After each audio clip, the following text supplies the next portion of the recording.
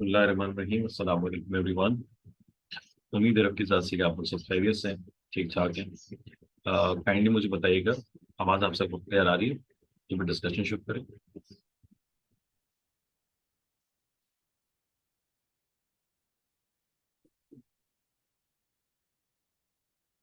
Okay बेटा, target लेके चलेंगे कि आज की क्लास में हम दो चीज़ों पर काम मुकम्मल करेंगे। यानी कि अभी जो हमारे सामने सेंटेंसेस हैं, सेंटेंस कंप्लीशन के लिए हम उस पर अपना काम मुकम्मल करेंगे। और सेकंड चीज़ जो है वो एरर डिटेक्शन की वर्कशीट है, जो मैंने आपके साथ कल शेयर की थी और मैंने कहा था कि बेटा इस पर काम करना, इस पर अपना होमवर्क अच्छा सा कर लेना, इस पर अच्छी प्रैक्टिस कर लेना, ताकि कल को हमें आगे चलकर प्रॉब्लम फेस ना करनी पड़े। ठीक है, होप सो आप लोगों को कल टाइम मिल गया तो आपने शायद इसके ऊपर काम किया हो अपने टीचर की बताई हुई बात के मुताबिक। बेटा यहाँ चलें, आगे चलते डिस्कशन शुरू करते हैं। Sentence 21, whose work are you doing? Option A लिखा है WHOSE, WHERE, वेयर, उसके बाद लिखा है वाई और उसके बाद लिखा है whose वर्क। देखिए हम whose इस्तेमाल करते हैं एज अ रिलेटिव प्रोनाउन, मतलब whose रिलेटिव प्रोनाउन के तौर पे इस्तेमाल किया जाता है।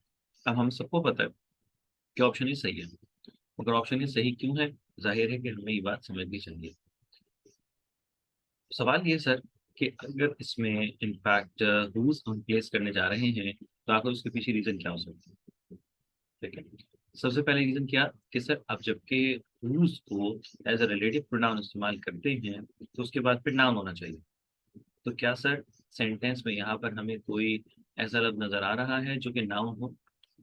आप गौर करें जरा सेंटेंस पे, सेंटेंस में किस पोजीशन पे जो ये लफ्ज इस्तेमाल हो रहा है? वर्क, ये तो नाउन है।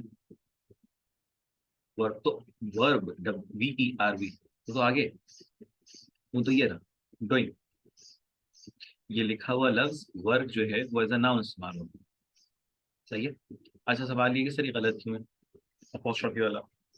सर ये तो कॉन्ट्रैक्टेड फॉर्म है हु इज की।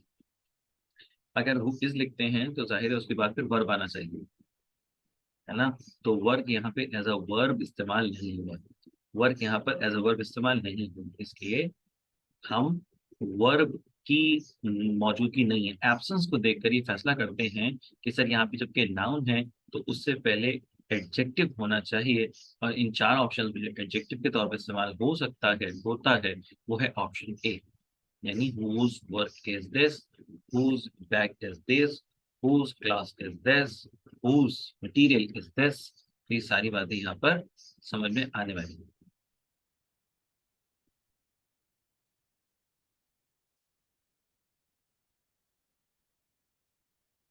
ठीक है, मैं आगे जाता हूँ।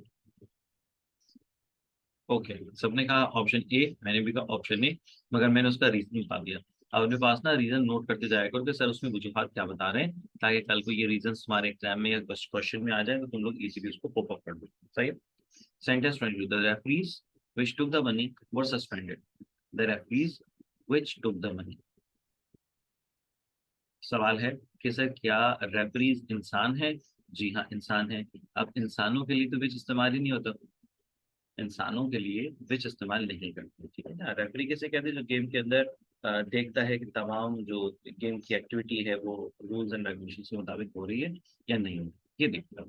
सही है? तो सेंटेंस में लिखा है the referees which took the money was suspended। अब मैं क्या करूँ? ऑप्शन ए देखता हूँ तो लिखा है वाई टुक, नहीं। ऑप्शन बी देखता हूँ तो वेयर टुक, नहीं। अब हम तो पर्सन को ही रेफर करने जा रहे हैं, डोर को रेफर करने जा रहे हैं, तो लिखा है द रेफरीज हु टुक। सही है जी, पर ऑप्शन सी इसमें सही लग रहा है, ऑप्शन सी सही लग रहा है। ठीक है, रीजन क्या आया सामने? रीजन ये आया कि सर यहाँ पे जो इनफैक्ट सेंटेंस है, ठीक है ना, तो उसमें हम रेफर जिसे करने जा रहे हैं वो इंसान है, वो ह्यूमन बीइंग है, तो विच इन ह्यूमन के लिए इस्तेमाल होता है। ठीक है, ऑप्शन सी इज करेक्ट। छोटी छोटी बातें याद रखने वाली हैं, एग्जाम्पल्स हैं, ये सेंटेंसेस क्या एग्जाम्पल्स एक तरह से ना। अच्छा भाई, सेंटेंस 23, क्या कहना 23 में? The show will be broadcasted again tomorrow, the show will be broadcasted again. अच्छा, समझ में आ रही है कोई बात?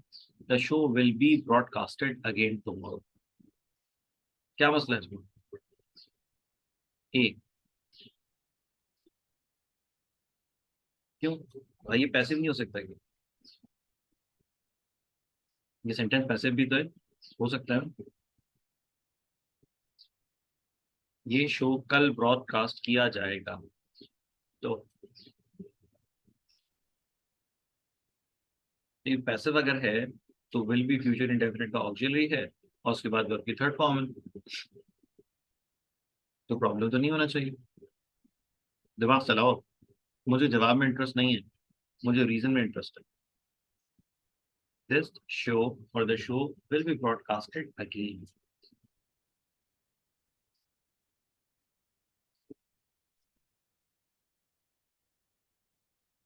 बताओ मुझे, विल बी कहाँ कहाँ इस्तेमाल करते हैं? विल बी कहाँ कहाँ इस्तेमाल किया जाता है?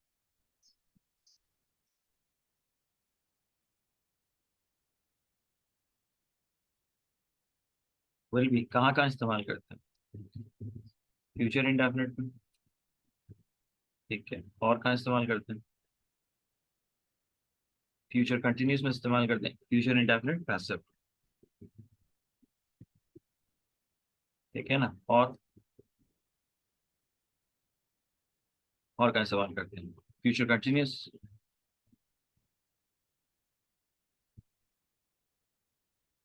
ठीक है जी, अच्छा उसके बाद फ्यूचर कंटिन्यूस भी आता है, सही है। और एक और जगह है विल बी की, एक और जगह है। हाँ भाई, फ्यूचर पैसिव हो गया, सही है। और एक और जगह विल बी की।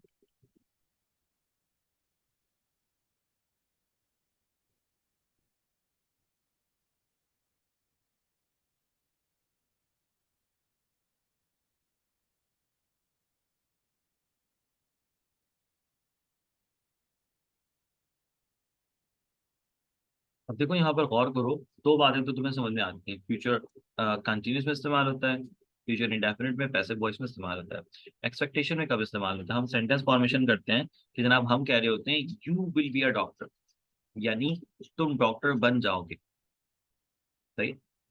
अब इस सेंटेंस में इनफैक्ट क्या कहा गया? ये कहा गया कि जनाब आने वाले वक्त में ये काम होगा। आप ये तो नहीं कह सकते कि सर ये पैसिव है, ये तो नहीं कह सकते कि सर ये पैसिव वॉइस है। हाँ, ये जरूर कह सकते हैं कि इसमें हमने एक फ्यूचर से रिलेटेड एक्सपेक्टेशन का इजहार किया, जो कि कंफर्म नहीं है, मगर एक्सपेक्टेड जरूर, एक्सपेक्टेड जरूर। ठीक है, समझना बात। अब अगर मैं सेंटेंस 23 देखता हूँ, तो सेंटेंस 23 में ऐसी ही बात कह रहे हैं, यानी कि शो ब्रॉडकास्ट किया जाएगा, शो ब्रॉडकास्ट होगा। अब ये एक्सपेक्टेशन है, हो सकता है ना हो सकता है ना हो। ठीक है, तो हम देख रहे हैं इस सेंटेंस में कि विल बी का इस्तेमाल थर्ड जो केस है, ये वाला केस, ये एक्सपेक्टेशन वाला, इसकी बेस पे हो, इसकी बेस पे हो। ठीक है, इसकी बेस पे हो। तो इस एतबार से the show will be broadcasted, broadcasted तो नहीं होना चाहिए, बल्कि फर्स्ट फॉर्म आएगी the show will broadcast again tomorrow, the show will broadcast again tomorrow. दोस्तों सेंटेंस 23 में ब्रॉडकास्टेड नहीं होगा, ब्रॉडकास्टिंग नहीं होगा। अब सवाल ये होगा कि सर ब्रॉडकास्टिंग क्यों नहीं हो सकता? भाई ब्रॉडकास्टिंग बिल्कुल होता, बिल्कुल हम प्लेस करते हैं, मगर उस सूरत में प्लेस करते हैं ना कि जब हमारा डूअर और हमारा वर्ब डायरेक्टली इंटर रिलेटेड होता। ठीक है, हमारा वर्ब सब्जेक्ट और हमारा वर्ब डायरेक्टली इंटर रिलेटेड होता। मैं कहता था I will be drawing a picture tomorrow. समझ में आ रहा है? I will be broadcasting the programme tomorrow. समझ में आ रहा है? मगर यहाँ पे जो डूअर एक्चुअली तो नहीं है, डूअर का रेफरेंस इतना डेफिनेट नहीं है। शो खुद डूअर थोड़ी है, शो तो दिखाया जाएगा, दिखाने वाले का हवाला नहीं है। मैं डॉक्टर बन जाऊंगा, मुझे डॉक्टर कौन बनाएगा इसका हवाला नहीं है। ठीक है, सेंटेंस 23 में ऑप्शन ए होना चाहिए हमारा जवाब। The show will be broadcast again tomorrow, option A हमारा सही जवाब। क्या मेरी कही हुई बात समझ में आ गई तीनों सारे बच्चों को?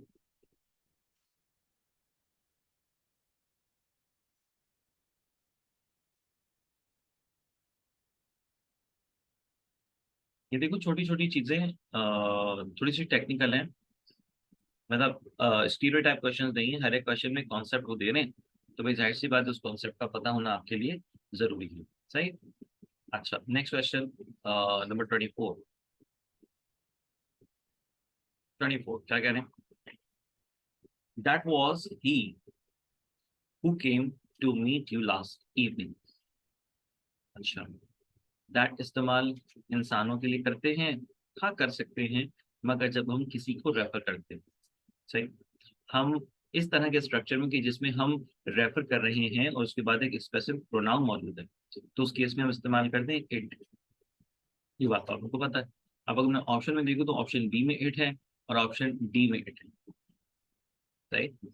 बी में और डी में, तो हम इन दोनों में से कोई एक ऑप्शन को जवाब मान लेंगे। ठीक है, इट वॉज ही हो सकता है सर, हो सकता है इट वर देम सर, हो सकता है या नहीं? बी होना चाहिए, डी होना चाहिए?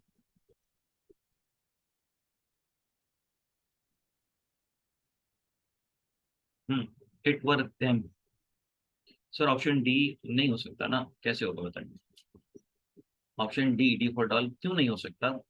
सर इसलिए नहीं हो सकता क्योंकि इस पोजीशन पे तो सब्जेक्ट प्रोनाउन आता है, देम तो ऑब्जेक्ट प्रोनाउन है।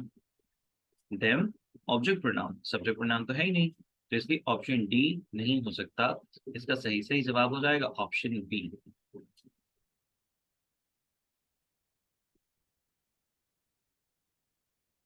Number 25, fruits and vegetable prices are hitting the roof. Fruits and vegetables prices are hitting the roof. Sir option A नहीं होगा, टेक्निकली तो ठीक नहीं लग रहा। ऑप्शन बी अपोस्ट्रॉफी होना चाहिए। अच्छा, ऑप्शन सी देखते हैं, फ्रूट्स एंड वेजिटेबल, ना option D fruit and vegetable, कौन सा सही होगा? कंफ्यूज कर देने वाले ऑप्शन है। सर बी सही होगा। बी क्यों सही होगा? बी क्यों सही होगा भाई, अगली बार थोड़ी रीजन भी बता दीजिए हमें। अगर मैं सेंटेंस 25 का ऑप्शन बी देखूं तो उसमें अपोस्ट्रॉफी है। क्या हमें यहाँ पर अपोस्ट्रॉफी की जरूरत है?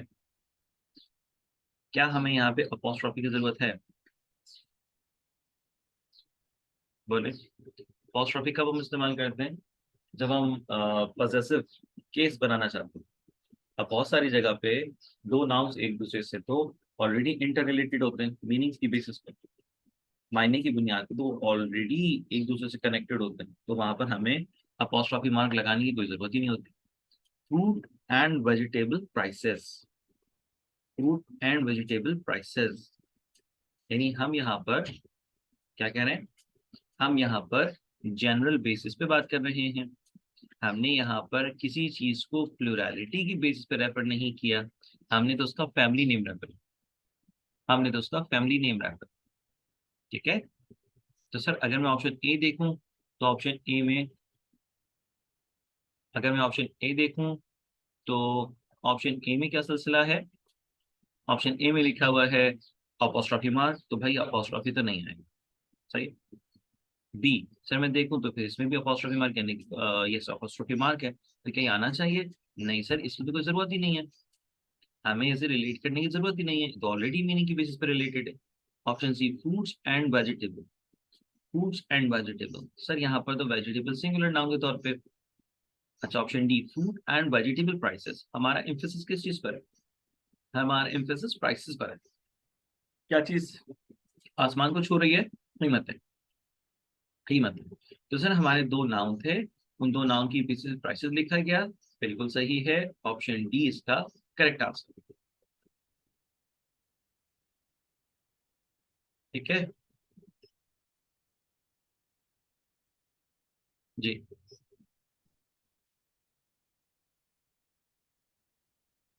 ठीक कहा था ये बात, ऑप्शन डी इसका राइट आंसर। नंबर 26,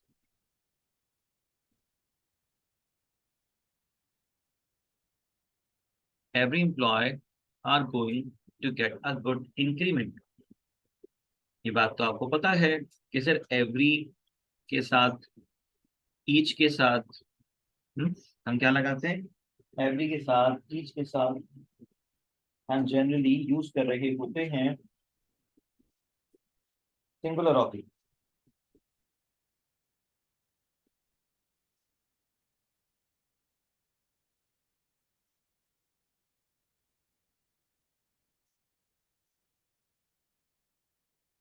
एवरी के साथ, ईच के साथ, no one, nobody, nothing, someone, somebody, something, anyone, anything, anybody. ठीक है, एवरी के साथ, ईच के साथ हम सिंगुलर नाउन हमेशा, सिंगुलर ऑक्सिलरी लिखते हैं।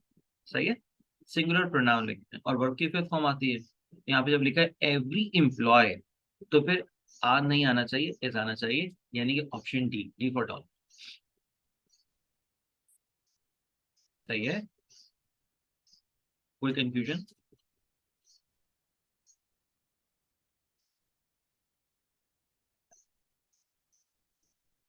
अब लोग सोचेंगे सर इतनी आसान आसान बातें आप लेकर चल रहे हैं हमारी क्लास में। तो मेरे बच्चों, मैं उसी स्टैंडर्ड को फॉलो कर रहा हूँ जो स्टैंडर्ड तुम्हें पेपर में दिया जा या दिया जा रहा है अब तक की। मैं इससे मुश्किल भी करवाऊंगा ताकि अगर खुदा न खास्ता पेपर में कुछ ऐसा आ जाए तो उसको ओवरकम कर सके। मगर आसान बात यह है कि हमें जहां जहां जिस जिस तरह के क्वेश्चंस नजर आते हैं, कोशिश करते हैं कि उसमें प्रायोरिटी उन क्वेश्चंस को दें जो कि हमारे पेपर पैटर्न को फॉलो कर रहे हैं। Every man and woman here does his work perfectly. Does his work, verb सही है, प्रोनाउन सही है, चेक करें।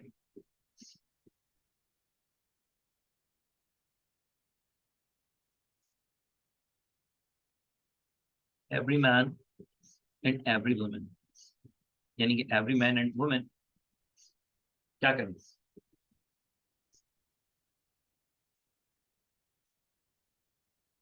अभी अभी सर ने बताया कि आप जब एवरी लिखते हैं तो उसके साथ लिखे जाने वाला नाउन सिंगुलर होता है, जिसकी बेसिस पे हम ऑक्सिलरी भी सिंगुलर प्लेस करते हैं, वर्ब फॉर्म भी सिंगुलर प्लेस करते हैं, और उसके बाद फिर प्रोनाउन भी सिंगुलर प्लेस किया जाता है। मगर मैं गौर करूं तो मेरे पास यहाँ पर लिखा हुआ कुछ मुख्तलिफ है। सिर्फ एवरी मैन नहीं लिखा, सिर्फ एवरी वुमेन नहीं लिखा, बल्कि एवरी मैन एंड वुमेन लिखा, यानी कि more than one unit. Every man and women लिखा है, यानी कि मोर देन वन यूनिट। अब जब मोर देन वन यूनिट है तो जाहिर है कि उसे प्लूरल कंसीडर किया जाएगा। अगर सिर्फ लिखा होता एवरी मैन, सिर्फ लिखा होता एवरी वुमेन, तो हम इसे सिंगुलर मानते हैं, सिंगुलर के तौर पे ट्रीट करते हैं। ऐसा तो नहीं है, ये तो प्लूरल हो गए, ये तो वन प्लस वन वाला फॉर्मूला हो गया। इसलिए वर्ब फॉर्म भी प्लूरल के एतबार से आएगी, और उसके बाद जो हिज एज अ प्रोनाउन लिखा है ये भी प्लूरल के लिए कंसीडर किया जाएगा। इस यहाँ पे भी प्लूरल वाला प्रोनाउन आएगा। तो does their work, does her work, do their work, do his work. क्या करें सर, डज तो नहीं आएगा, जाहिर है प्लूरल है, मतलब more than one subject, more than one noun है, तो डू आना चाहिए। फिर सर हर नहीं आएगा, हर तो जेंडर स्पेसिफिकेशन कर रहा है ना। अच्छा, फिर यहाँ पे क्या जाना चाहिए, देयर आ जाना चाहिए। तो ऑप्शन सी हमें नजर आ रहा है ऐसा कि जिसमें हमारे काम की बात छुपी हुई है। ऑप्शन सी हमें ऐसा नजर आ रहा है जिसमें हमारे काम की बात मौजूद है। ठीक है, number 20, the clothes that are lying on the floor are yours। The clothes that are lying on the floor are yours। Okay, जवाब भी आ गया भाई, जबरदस्त। तैयबा करनी है डी। क्यों भाई तैयबा, बताओ। ऑप्शन डी आप कह रहे हो, क्यों, उसकी रीजन क्या है?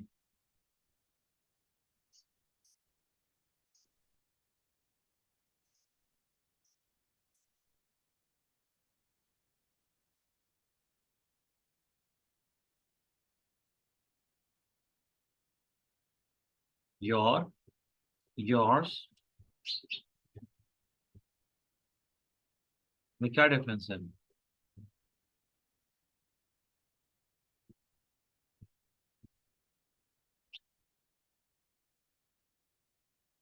क्या डिफरेंस इन तीनों में? हम ये बात अच्छे तरीके से समझते हैं, जानते हैं कि सर अगर हम इसे इस्तेमाल कर रहे हैं, यानी योर, तो योर तो इनफैक्ट एक रिलेटिव प्रोनाउन के तौर पे इस्तेमाल होता है, योर बुक तुम्हारी किताब। अगर मैं बात करूं इस अपॉस्ट्रॉफी वाले की, जिसमें your of contraction mark S लिखा है, तो सर क्या ये सही है? क्या ये सही है? हो सकता है। हम लिखते थे ना योर्स ओबीडिएंटली, अपॉस्ट्रॉफी मार्क लगा देते, तो क्या ये सही हो सकता है? नहीं हो सकता। नहीं हो सकता, क्योंकि देखिए हम कॉन्ट्रैक्शन मार्क इस्तेमाल उस सूरत में करते हैं ना, दो सूरतें हाल है, या तो हम कॉन्ट्रैक्ट कर रहे हैं या फिर हम रिलेट कर रहे हैं। तो अगर कॉन्ट्रैक्ट करने की बात की जाए तो योर के बाद इस तो आता ही नहीं है, योर के बाद इस तो नहीं आता। सही है। अब वो तो बेस करेगा योर के बाद नाउन क्या लिख रहे हो, योर बुक लिख रहे हो तो इज आ जाएगा, योर बुक्स लिख रहे हो तो आर आ जाएगा। वो तो नाउन पर बेस करेगा, नाउन के बाद आता है, योर के बाद तो नहीं आता। तो कॉन्ट्रैक्शन इस तरह से गलत है। फिर योर तो ऑलरेडी खुद ही रिलेट करने का काम कर रहा होता है, तो उसके ऊपर फिर अपॉस्ट्रोफी कैसे आएगा? उसके ऊपर अपॉस्ट्रोफी यस नहीं आएगा, नहीं आएगा।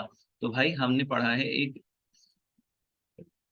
असर्टिव प्रोनाउन, हमने पढ़ा है एक असर्टिव प्रोनाउन जो कि रिलेशनशिप पे जोर देने के लिए इस्तेमाल होता है, रिलेशनशिप पर जोर देने के लिए इस्तेमाल होता है, तो वो योर्स होते हैं।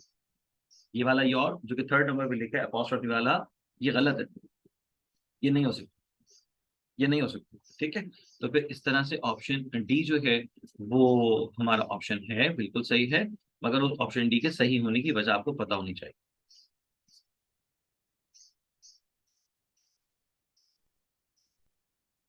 जी बेटे अरीबा बोले।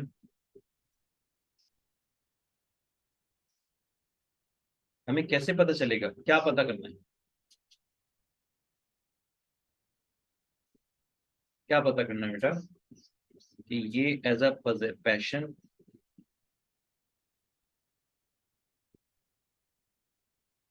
बेटा जब हम सेंटेंस के स्ट्रक्चर को देखते हैं ना, तो उसके बाद फैसला करते हैं कि क्या प्लेस होना चाहिए। सही। अगर आप खुद सोचो, मैं यहाँ पे योर लिखूं, योर इस जगह पर मैं लिख दूं योर, तो भाई योर के बाद कोई नाउन होना चाहिए, क्योंकि योर तो रिलेटिव नाउन है, रिलेटिव प्रोनाउन है। Your pencil, your book, your material, your class, तो योर के बाद नाउन होना चाहिए, जबकि यहाँ पे कोई योर के बाद नाउन लिखा हुआ नजर नहीं आता।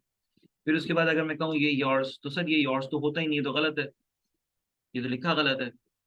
कॉन्ट्रैक्शन मार्क वाला नहीं होता, क्योंकि योर का काम ही रिलेट करना होता है, तो उसके बाद फिर अपॉस्ट्रोफी मार्क नहीं आता। हाँ अगर योर के बाद कोई नाउन आता है उसके बाद अपॉस्ट्रोफी, उसके बाद जो है ना वो कोई ऑक्सिलरी है, तो उसे कॉन्ट्रैक्ट करने के लिए सिंबल इस्तेमाल हो सकता है, मगर वो भी नाउन के साथ लिखा जाएगा, योर के साथ थोड़ी लिखा जाएगा।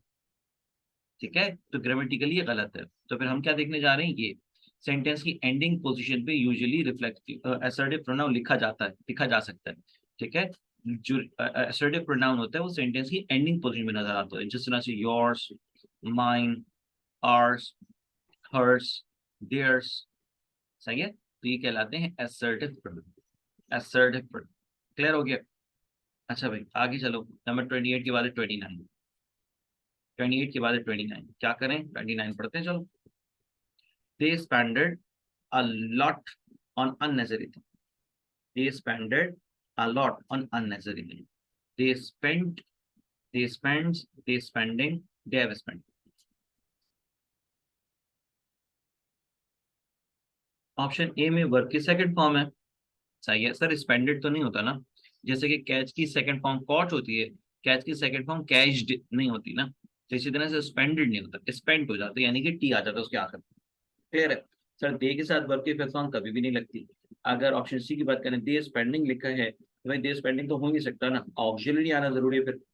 उसके बाद में क्या कह रहे हैं, नंबर डी दे हैव स्पेंट्स, ये भी गलत है। सिर्फ और सिर्फ ऑप्शन ए है जो हमारे काम का ऑप्शन है, बाकी कोई ऑप्शन हमारे लिए सही नहीं है। बिल्कुल सही है। चलें जी आगे जाएंगे।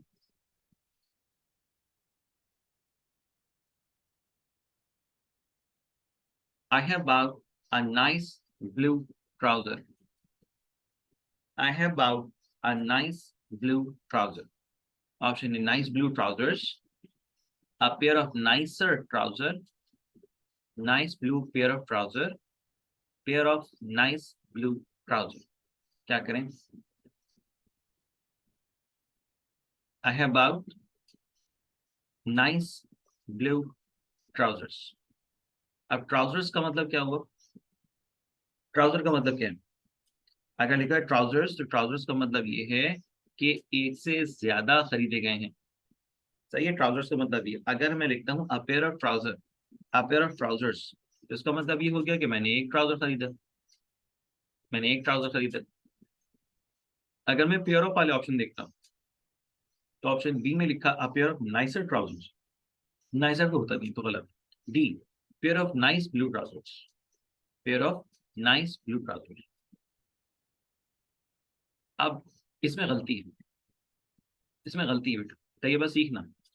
इसमें गलती ये है कि सर इसमें एडजेक्टिव जो लिखा है, लाइक या एडवर्ब कह लो चलो, नाइस को, तो उसकी पोजीशन गलत है। होना चाहिए था nice pair of blue trousers, nice pair of blue trousers. अगर मैं ये कहना चाह रहा हूँ कि मैंने एक ट्राउजर खरीदा है, एक ट्राउजर खरीदा है, तो इस केस में सर ब्लू से पहले नाइस तो नहीं आएगा, पेयर से पहले नाइस आना चाहिए। A nice pair of blue trousers, ये होना चाहिए था। मगर फिलहाल हमें ये तो ऑप्शन ऐसा नजर नहीं आ रहा। सही है, नहीं मौजूद है। ऑप्शन ये देखते हैं, यानी बी और डी तो हमारी फिर डिस्कशन में खत्म हो। 50 से 50 ए और सी। सी में लिखा है nice blue pair of trousers. नहीं sir, option A nice blue trousers. Sense ये है कि मैंने एक से ज्यादा ट्राउजर्स खरीदे हैं, मैंने एक से ज्यादा ट्राउजर्स परचेज किए हैं, ये मतलब है। ऑप्शन ए, ऑप्शन ए बेटा, नाइस ब्लू ट्राउजर्स सही होगा। Number 31, this decision is going to become effective in the later half of the year. This decision is going to be effective, going to become effective in the later half of the year. Option A, option B, option C and option D. Sir चारों ही option ऐसे हैं कि जिसमें जवाब ढूंढने की जरूरत नहीं है। अच्छा, क्या कह रहे हैं, ऑप्शन डी क्यों नहीं होगा? ऑप्शन डी देख लीजिए। ऑप्शन डी में लिखा pair of nice blue trousers. बेटा ऑप्शन डी में वर्ड नाइस की पोजीशन ठीक नहीं है। क्या होना चाहिए था? नाइस होना चाहिए था पेयर से पहले, nice pair of blue trousers. जब कभी भी हम कलेक्टिव नाउन एक्सप्रेस कर रहे होते हैं तो इन जनरली जो एडवर्ब प्लेस किया जाता है वो पेयर से पहले लिखा जाता है। A pair of socks, soft pair of socks. A pair of gloves, nice pair of gloves. कुछ इस तरह से होना चाहिए। इसलिए ऑप्शन डी को हमने कहा सर, बट ए के साथ ट्राउजर्स कैसे यूज करेंगे? बेटे जब हम किसी भी कलेक्टिव नाउन को एक्सप्रेस करते हैं ना, तो कलेक्टिव नाउन लिखा प्लूरल सिंटेक्स में जा रहा होता है। कुछ ऐसे कलेक्टिव नाउन होते हैं वो प्लूरल सिंटेक्स में लिखे जाते हैं हमेशा, वो सिंगुलर सिंटेक्स में लिखे नहीं जाते। जैसा कि trousers, glasses, scissors, tweezers, tongs, pants और भी दीगर।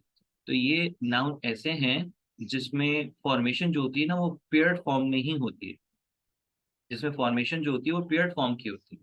जैसे कि अगर मैं कहूँ कि ग्लासेस क्या हैं, ग्लासेस जनरली क्या होते हैं, यानी दो ग्लास फिटेड होते हैं उस फ्रेम में। इसी तरह से अगर मैं कहूँ ग्लव्स क्या है, तो ग्लव्स पेयर्ड फॉर्म में ही यूजफुल होता है।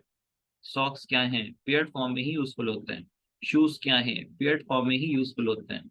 ट्राउजर्स या पेंट्स का लफ्ज इस्तेमाल क्या होता है, किस तरह से होता है?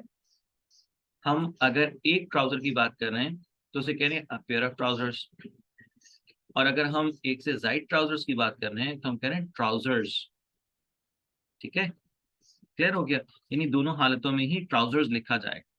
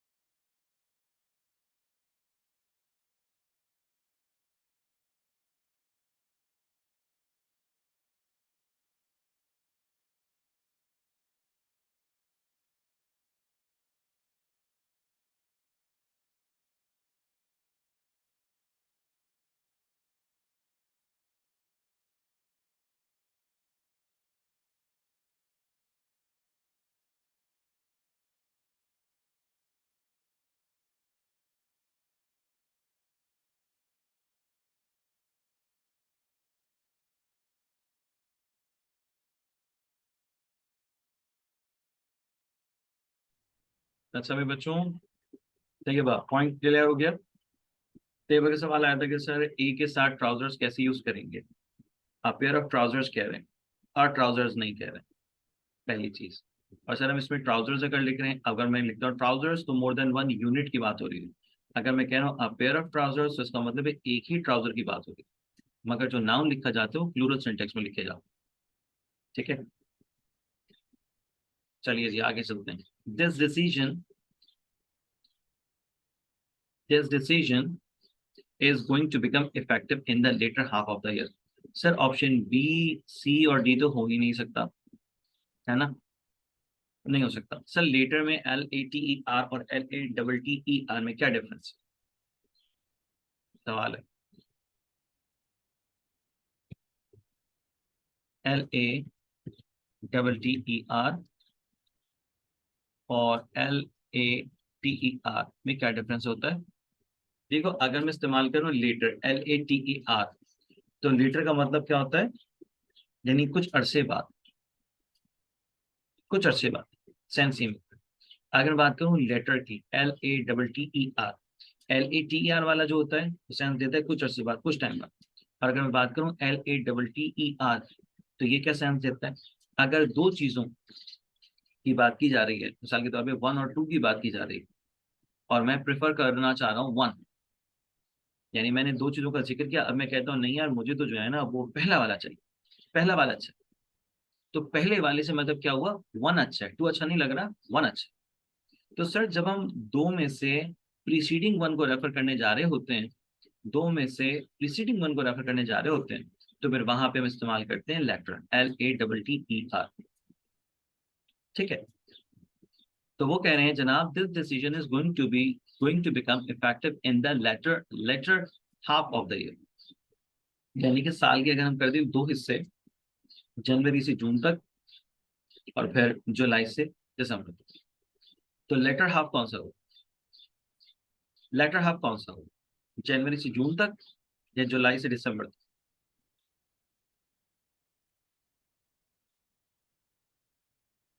बताओ। यकीनन जनवरी से जून तक जो है वो हमारा लेटर हुआ, यानी कि LATTER को अगर हम इस्तेमाल कर रहे हैं तो इसका मतलब है दो के दरमियान में हम जो पहले आया है हम उसकी बात करने जा रहे हैं। तो सर ऑप्शन ए इसका सही तो है, मान लिया, मगर क्यों सही है उसकी वजह भी हमें समझ में आ रही। ठीक है, I saw I saw two t-shirts in the market and the latter one was fine। मैंने दो टी शर्ट देखी मगर जो पहली उसमें थी वो अच्छी थी, पहली वाली अच्छी थी, तो मैंने इस्तेमाल किया latter LATTER। Okay, option A हो गया इसका सही जवाब।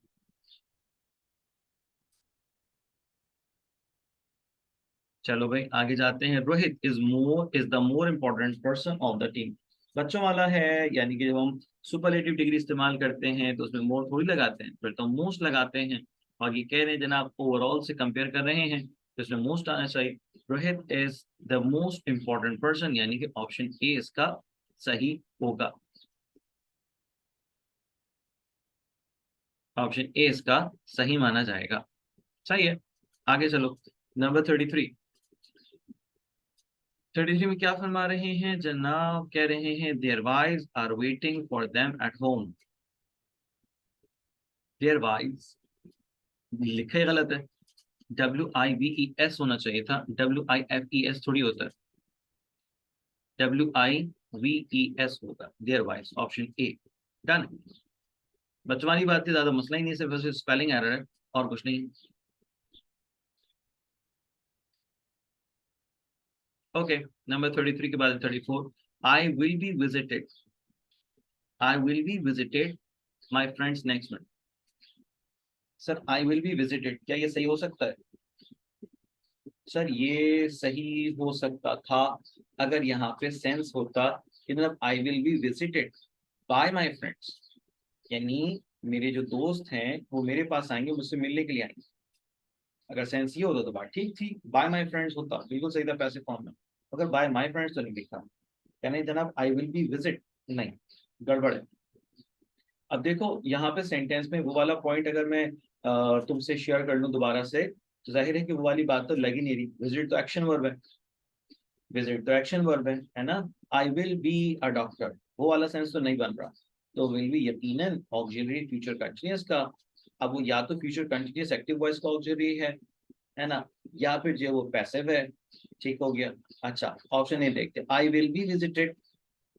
ऑप्शन ए अगर मैं सोचूं तो भाई इसमें बाय माय फ्रेंड्स होता तो ठीक होता, तो ये पैसिव नहीं हो सकता। Option B, I will be visiting my friends next Monday, sir ये हो सकता है, इसकी पॉसिबिलिटी है। आई विल बी विजिट्स नहीं भाई, और आई विल हैव विजिटिंग नहीं। ऑप्शन बी इसका, बी फॉर बॉय यानी फ्यूचर कंटिन्यूअस का रेफरेंस बिल्कुल सही है।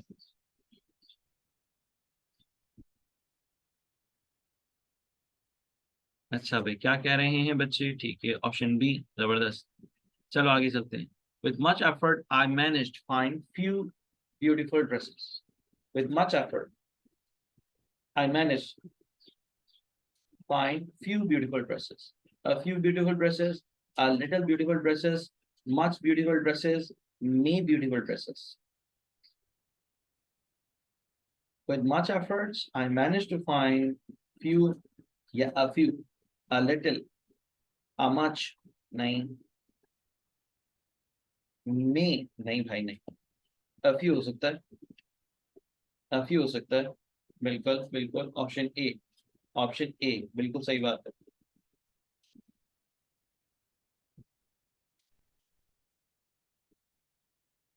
His office is further from the theater than his home.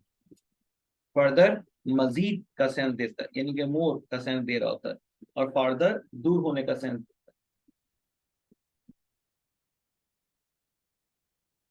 Further वाला सेंस है, दूर वाला सेंस है। His office is further from the theatre then his home, बिल्कुल सही है। ऑप्शन बी होना चाहिए, ऑप्शन बी होना चाहिए, सही बात है। चलो जी आगे जाते हैं। 36 हो गया, 37 पे जाएंगे।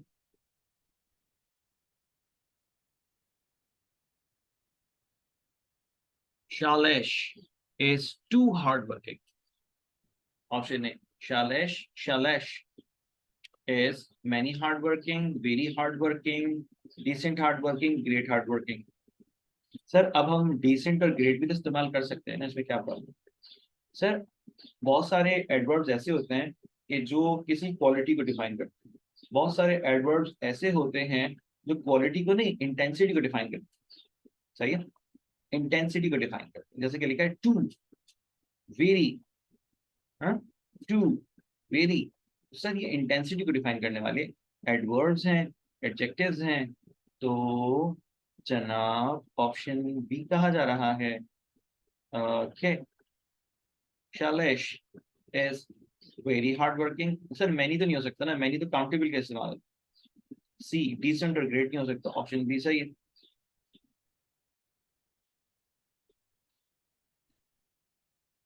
नेक्स्ट है 38, in school he was a year senior than me. In school, he was a year senior than me.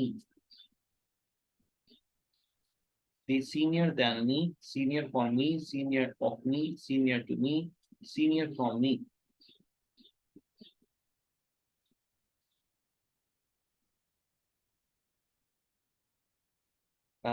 He was a year senior. अच्छा एक सवाल का जवाब दो, अगर यहाँ पे सीनियर नहीं होता, ओल्डर होता, फिर क्या करते। अगर लिखा होता in school he was a year older than me, तो फिर क्या करते।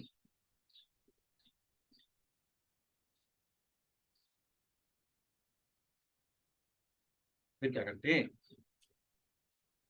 भाई हो सकता है ना मैंने सेंटेंस को ट्विस्ट कर दिया। In school he was a year older than me, तो ओल्डर के साथ देन सही था, बिल्कुल सही था, बिल्कुल सही था।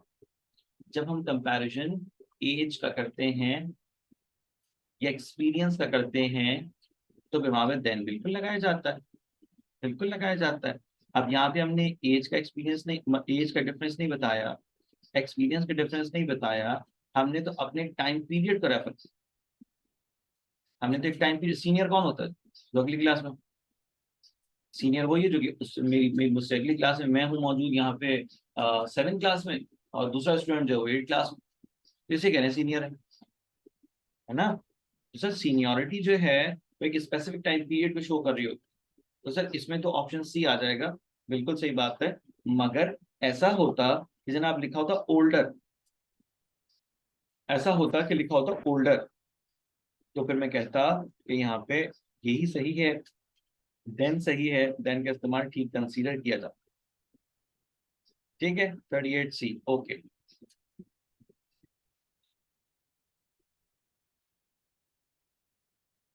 भाई आज की क्लास रिमशा ने और उस्मा ने देर से ज्वाइन की है, ऐसा क्यों है भाई?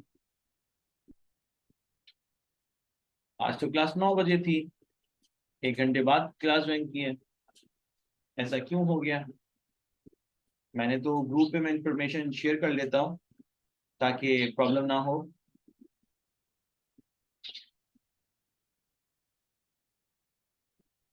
अच्छा जी, ठीक हो गया। अब बेचारे बच्चे भी, मैं कभी कभी कहता हूँ, मुझे अफसोस भी होता है कि अब अगर मैं बच्चों को कहूँ कि भाई आप आज क्यों गए थे नादरा के ऑफिस, आप कल चले जाते, तो भाई कल कब चले जाते? कल भी क्लास है। नहीं, परसों चले जाते। भाई तो परसों भी क्लास है, कब जाएं सर? तो ये थोड़ा सा प्रॉब्लम है। इसी वजह से, इसी चीज को मद्देनजर रखते हुए अब मैं कोशिश कर रहा हूँ कि जो कोर एप्टीट्यूड सेंटर का यूट्यूब चैनल है उस पर जितने लेक्चर्स होते जाएंगे वो मैं सारे के सारे लेक्चर्स अपलोड करता जाऊँ।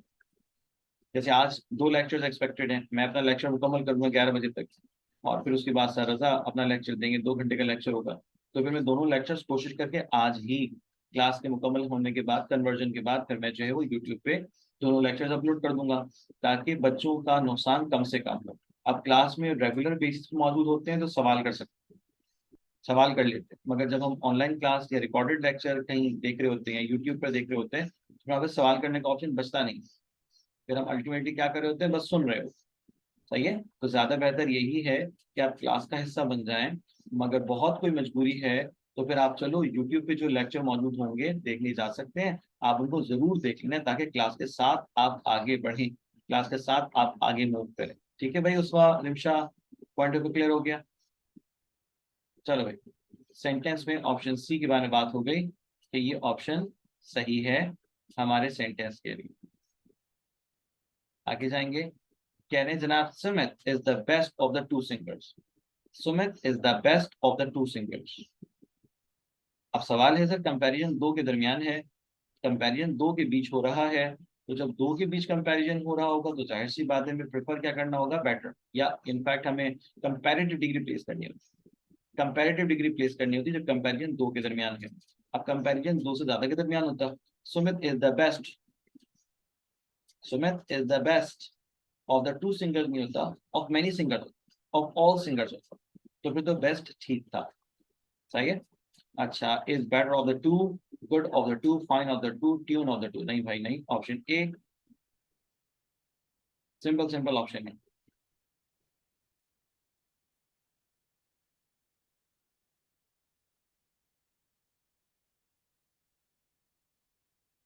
देखो क्या? अच्छा भाई, सेंटेंस 39 के बाद sentence 40। He refused agreeing with my views. उसने मेरे व्यूज को मानने से इनकार कर दिया। He refused agreeing with my views, उसने मेरे नजरियात को मानने से इनकार कर दिया। अच्छा, अब क्या करें? एग्रीइंग क्या है? यकीनन जारंड है। रिफ्यूज्ड क्या है? यकीनन वर्ब है। तो क्या सर वर्ब के फौरन बाद क्या जेनरल प्लेस किया जा सकता है?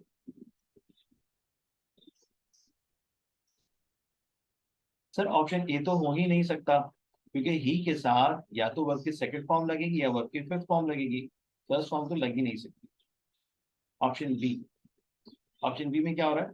ऑप्शन बी में लिखा है he refused to agree with my views. अच्छा मेरे बच्चों, यहाँ पर जो तुम्हें ऑप्शन बी में लिखा हुआ नजर आ रहा है टू एग्री, ये इंफिनिटिव, इंफिनिटिव इस्तेमाल होता है वर्ब को डिफाइन करने के लिए, और जर्न इस्तेमाल हो रहा होता है किसी भी सब्जेक्ट या ऑब्जेक्ट को डिफाइन करने के लिए। तो सेंटेंस की जो रिक्वायरमेंट है वो ये है कि वर्ब को डिफाइन किया जाए, जैसा कि लिखा ही रिफ्यूज्ड किस चीज से इनकार किया? एग्री करने से इनकार। तो प्रायोरिटी या प्रेफरेंस यहाँ पे क्या होगी? जेरेंड की नहीं होगी बल्कि इन्फिनेटिव की होगी। ठीक है ना? तो ऑप्शन बी जो है वो हमें सही मालूम होता है। सी देखते हैं, ही रिफ्यूज टू एग्रीइंग, भाई जेरेंड से पहले टू नहीं लगा। ऑप्शन डी, ही रिफ्यूजिंग, अगर रिफ्यूजिंग है तो फिर उससे पहले ऑक्सिलरी आना चाहिए, ये हेल्पिंग वर्ब आना चाहिए, जो कि फिलहाल हमें यहाँ पर नजर नहीं आ रहा। तो सेंटेंस 40 का जो हमारा राइट आंसर है वो है ऑप्शन बी। ठीक है, समझ में आ गया पॉइंट? एक क्वेश्चन है तो क्वेश्चन कर लो।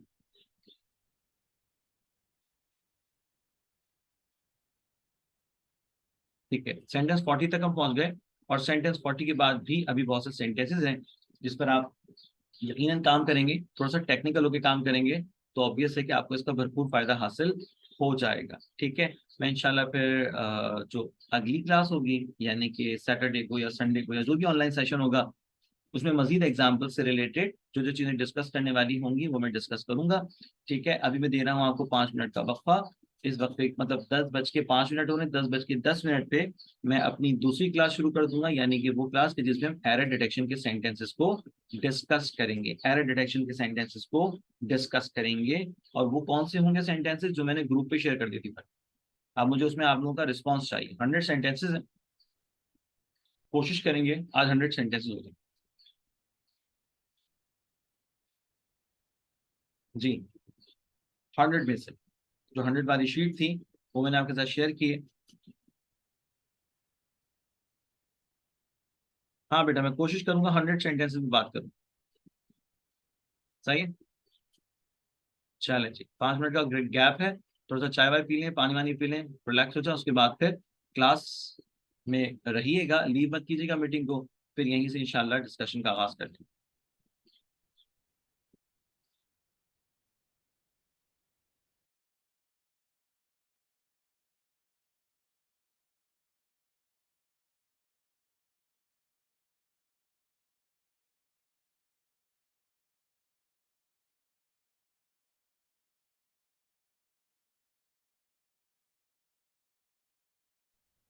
अच्छा मेरे बच्चों, क्लास स्टार्ट करें।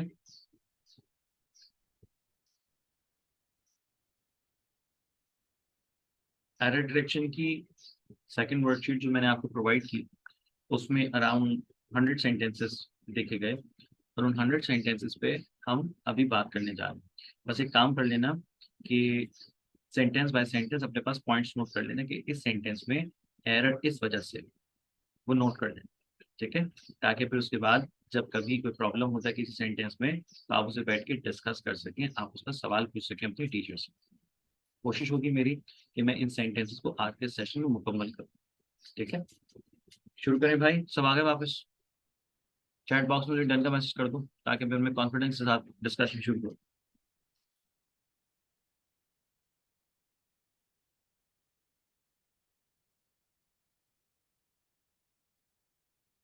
सही हो गया। अब देखो, अभी इससे पहले जो हमने सेंटेंसेस देखे थे उसमें जो गलतियां थी वो छोटी छोटी सी मामूली सी गलतियां थी, उस पर लॉज या रूल्स जो ग्रामर के अप्लाई हुए थे हमने उसे डिस्कस किया। अब हम जा रहे हैं थोड़ा सा टेक्निकल, यानी कि सेंटेंसेस थोड़े से बड़े होंगे जिसमें हम ज्यादा बात कर सकेंगे, और हम उसमें गलती के हवाले से आपको गाइड कर सकते हैं क्या इसमें गलती है या नहीं है। ठीक है, sentence 1, in a newspaper they say that much more money must be spent on research, hence we may confidently expect an increase in our present earn। अखबार में उनका कहना है कि और भी ज्यादा पैसे खर्च होने चाहिए रिसर्च पर, hence we may confidently expect, जबकि हम जो है वो तवक्का करते हैं, an increase in our present earn, हमारी जो मौजूदा मदद की जाती है पैसे से, उसमें मजीद इजाफा किया जाए। अब इसमें एरर जो सोचने को मिलेगा वो क्या होगा? क्या है एरर इसमें? तैयबा, अरीबा, लारेब, हमजा, अरीबा।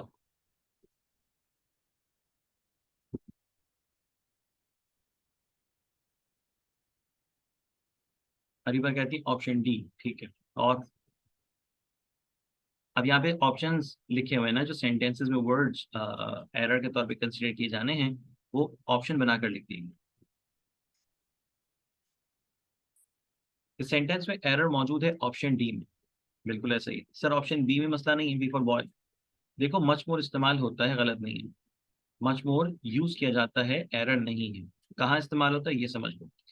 मच मोर हम सेपरेटली भी इस्तेमाल करते हैं, जैसे कि मच अलग, मोर अलग। मोर काउंटेबल्स के लिए इस्तेमाल करते हैं, तादाद ज्यादा हो किसी चीज की तो हम लिखते हैं मोर। और अगर मच इस्तेमाल करते हैं तो मच साइज के लिए इस्तेमाल करते हैं, जब किसी भी चीज का हजम जो है वो ज्यादा हो तो हम कहते हैं much, much bigger.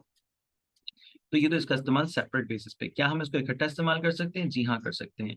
Much more sense देता है किसी ऐसी चीज का जो पहले ज्यादा थी, अब और ज्यादा हो गई। टैक्सेस पहले भी ज्यादा थे, अब और बढ़ा दिए गए। So much more taxes are levied, और बहुत ज्यादा टैक्सेस लगा दिए गए। तो मच मोर गलत नहीं है, सही है। ठीक हो गया। ऑप्शन बी देखो, ऑप्शन डी देखो, डी फॉर डॉल, इंक्रीज। आप सेंटेंस के स्ट्रक्चर को देखने के बाद आपको ये मालूम होना चाहिए कि यहाँ पे इंक्रीज एज अ नाउन लिखा है, जो कि गलत है। एज अ नाउन लिखा है जो कि गलत है। एक्चुअली यहाँ पर होना चाहिए था increment. Increment, we may confidently expect an increase. अब इंक्रीज एज अ वर्ब भी इस्तेमाल होता है, मगर ये वर्ब वाली पोजीशन तो नहीं है, ये तो नाउन या एडजेक्टिव वाली पोजीशन है। तो यहाँ पे ऑप्शन डी में इंक्रीज नहीं होना चाहिए, इंक्रीमेंट होना चाहिए। बिल्कुल सही हो गई बात। आगे चलें। Number two, they are the ones who assert that a better bridge could have been built had we had their assistance। Question number two, ये वो लोग हैं जो इस बात पर जोर देते हैं कि और बेहतर ब्रिज बनाया जा सकता था अगर हमें उनकी मदद हासिल होती। तो क्या यहाँ पर जो लिखा है हैड ऑप्शन डी में, वो सही है? ऑप्शन डी में लिखा है हैड, क्या ये सही है? नहीं सर, ये सही नहीं है। यहाँ होना चाहिए था if. They are the ones who assert that a better bridge could have been built if we had their assistance। यानी कि ऑप्शन डी में हैड जो लिखा है, यहाँ इफ आना चाहिए था। क्या दो जगह दो दफा हेड नहीं आ सकता? नहीं सर, आ सकता है। बिल्कुल आ सकता है, किसने कहा नहीं आ सकता? दो जगह दो दफा हेड आ सकता है। अगर मैं आपसे कहूँ डोंट डू दिस वर्क, अगर मैं आपसे कहता हूँ डोंट डू दिस वर्क, तो क्या मतलब हुआ इसका? सिंपल है ना। मैंने डोंट में इस्तेमाल किया लफ्ज do, do not do this work ऐसे कह रहे। तो do not do this work में मैंने पहले जो डू इस्तेमाल किया वो ऑक्सिलरी के तौर पर इस्तेमाल किया, उसके बाद जो डू इस्तेमाल किया वो वर्ब के तौर पर इस्तेमाल किया। यानी कि एक ही लफ्ज दो डिफरेंट आइडेंटिटीज के साथ इस्तेमाल हो रहा है। एक ही लफ्ज दो डिफरेंट आइडेंटिटीज के साथ इकट्ठा इस्तेमाल हो, एक ही जुमले में इस्तेमाल हो सकता है। तो इसी तरह से हैड भी हैड देयर असिस्टेंस में पहला जो हैड है, हाँ, वो ऑक्सिलरी के तौर पर है, हेल्पिंग वर्ब के तौर पर है, और अगला जो हैड है वो वर्ब के तौर पर है। तो ये बिल्कुल हो सकता है, मगर सेंटेंस की रिक्वायरमेंट ये नहीं है ना। सेंटेंस की रिक्वायरमेंट क्या है? सेंटेंस की रिक्वायरमेंट है इफ। सेंटेंस की रिक्वायरमेंट क्या है? इफ। तो इफ आना चाहिए। कहानी आसान। चलो आगे, सेंटेंस थ्री। सेंटेंस थ्री में क्या कह रहे हैं? She said more over that I had not even tried which annoyed me very much. उसने कहा कि मैंने कभी ऐसा काम करने की कोशिश ही नहीं की कि जो काम मुझे नापसंद हो, जो काम मुझे करना अच्छा ना लगता हो। मैंने ऐसा काम करने की कोशिश नहीं की कि जो काम मुझे नापसंद हो या मुझे अच्छा ना लगता हो। तो सर यहाँ पे सेंटेंस में एक लफ्ज लिखा हुआ है, ऑप्शन ए एक वर्ड है मोर ओवर, जिसको लिखने की कोई वजह नहीं है। मोर ओवर इस्तेमाल होता है ऐड करने के लिए, लिंक करने के लिए, कनेक्ट करने के लिए। मगर यहाँ पे तो मोर ओवर से पहले उसने कोई बात ही नहीं की। मोर ओवर के मायने होते हैं मजीद ये के, मगर उसने यहाँ पर ऐसी कोई बात ही नहीं की ना, तो फिर मोर ओवर क्यों लिखी? तो सेंटेंस में मोर ओवर की जो प्लेसमेंट है वो दुरुस्त नहीं है, वो ठीक नहीं है, इसमें एरर। ठीक है बच्चों? जी बिल्कुल सही कहा आरिफ, शाबाश। Shaila has long had the desire to become a famous writer even though the study of it would require years of sacrifice on her. Shaila has long had the desire, क्या मतलब हुआ? शैला की एक तवील अरसे से ख्वाहिश रही कि एक मशहूर लिखारी बन जाए, मगर इस चीज की जाहिर सी बात है उसे मालूम था कि ये काम करने में उसे अपना खासा वक्त सेक्रीफाइस करना पड़ेगा और अपनी जानिब से एफर्ट करनी पड़ेगी। सेंटेंस फोर में एरर है? जी सर है। सेंटेंस में ऑप्शन ए में एरर है। होना क्या चाहिए था? Shaila has had the long desire. Shaila की ये बहुत तवील अरसे से ख्वाहिश रही, होना ये चाहिए Shaila has had the long desire, जबकि यहाँ पे Shaila has long had the desire लिखा है। यानी कि लॉन्ग हैड से पहले नहीं आना था। ऑप्शन ए में एरर है। ठीक है। सेंटेंस फाइव, लिखा हुआ है when I realized how little I had been able to accomplish, my fears of failure grew rapidly, robbing me of what little confidence I had had. Sentence 24 में error मौजूद, sentence 5 में sorry error मौजूद है और लिखा हुआ है my fears of failure। तो भी बात तो बड़ी सिंपल है ना, fears तो कभी भी नहीं हो सकता, क्या हो सकता है सर? fears तो नहीं हो सकता। क्यों नहीं हो सकता? क्योंकि सर ये एब्स्ट्रैक्ट नाउन है, एब्स्ट्रैक्ट नाउन कभी भी प्लूरल सिंटेक्स में नहीं लिखा जाता, एब्स्ट्रैक्ट नाउन कभी भी प्लूरल सिंटेक्स में नहीं लिखा जाता, इसलिए option C error based option है। सेंटेंस 5 के बाद sentence 6, even though it may be the most harmless of snakes, I am not enthused about having it in a cage in my room. भले से ये सांप तमाम सांपों में सबसे ज्यादा बेजरर हो, नुकसान पहुंचाने वाला ना हो, मगर मैं फिर भी इस सांप के केज को अपने कमरे में रखने के लिए एंथ्यूज्ड नहीं हूँ, पैशनेट नहीं हूँ, एनर्जेटिक नहीं हूँ, तैयार नहीं हूँ उस काम को करने के लिए। सेंटेंस 6 नो एरर, सेंटेंस 6 में कोई गलती नहीं है, सेंटेंस 6 में ऑप्शन ई जो है वो हमारा आंसर है। सही हो गया, क्लियर हो गया पॉइंट। सेंटेंस 6 के बाद हम चलेगा सेंटेंस 7। सेंटेंस 7 में क्या कह रहे हैं? सेंटेंस 7 में कह रहे हैं everyone was invited to attend the party which was only for you and me. हर कोई उस दावत में बुलाया गया था जो कि दावत दरअसल मेरी और तुम्हारी थी। सेंटेंस 7 एरर तो नहीं है, सेंटेंस 7 एरर नहीं है, नो एरर यानी कि गलती नहीं है इसमें। Sentence 8 the old tape recorder, ये रिकॉर्डेड नहीं है, ये रिकॉर्डर है। The old tape recorder seems to be much better than any of the newer ones that are on display now. Old tape recorder उन टेप रिकॉर्डर से बेहतर नजर आता है जो कि इस वक्त डिस्प्ले पर रखे हुए हैं। ऑप्शन ए सीम्स, सर सही है। ऑप्शन बी देन, कंपैरिजन हो रहा है, हाँ जी सही है। ऑप्शन सी न्यूअर, जो ज्यादा नया है, सही है सर।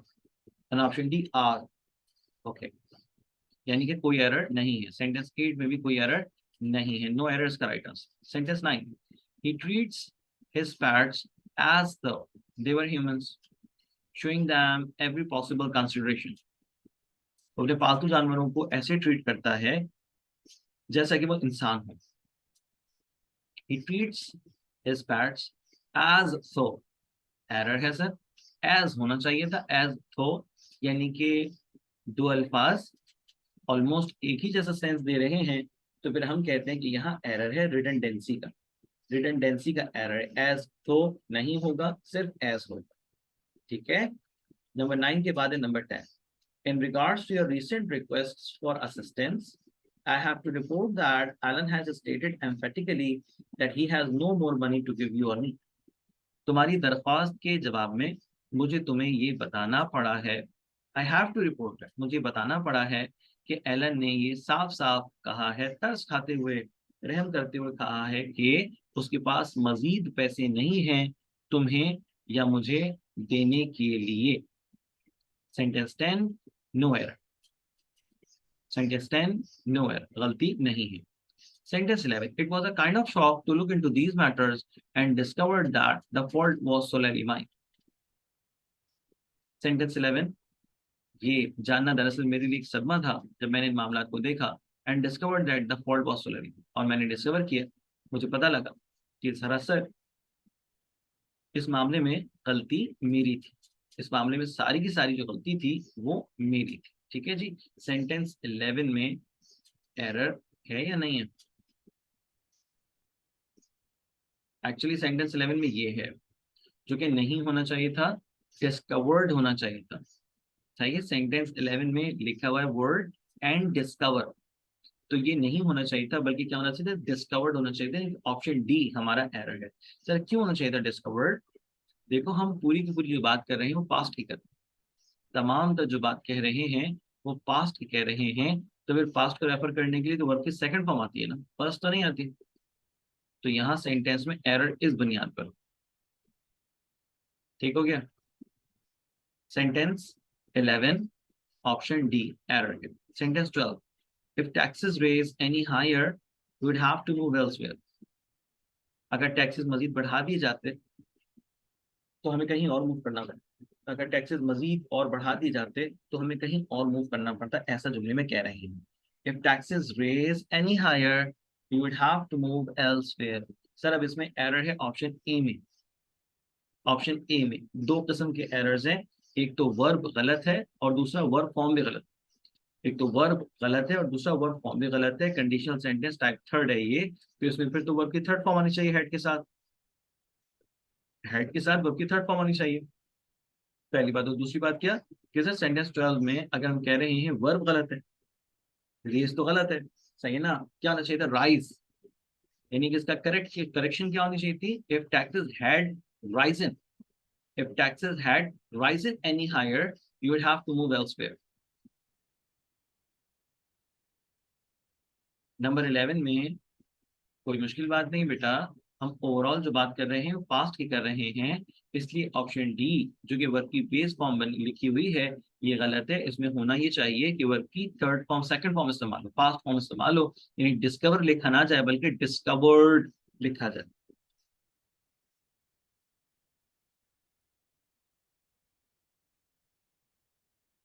काइंड ऑफ हो सकता है, मगर ये एरर इतना ज्यादा प्रोमिनेंट या डोमिनेंट नहीं है।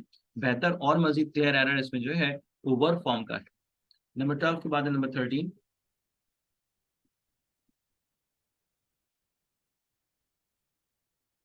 ओके, सेंटेंस 13 में क्या कह रहे हैं, she will definitely lose out if she studies less than any other girl in her class.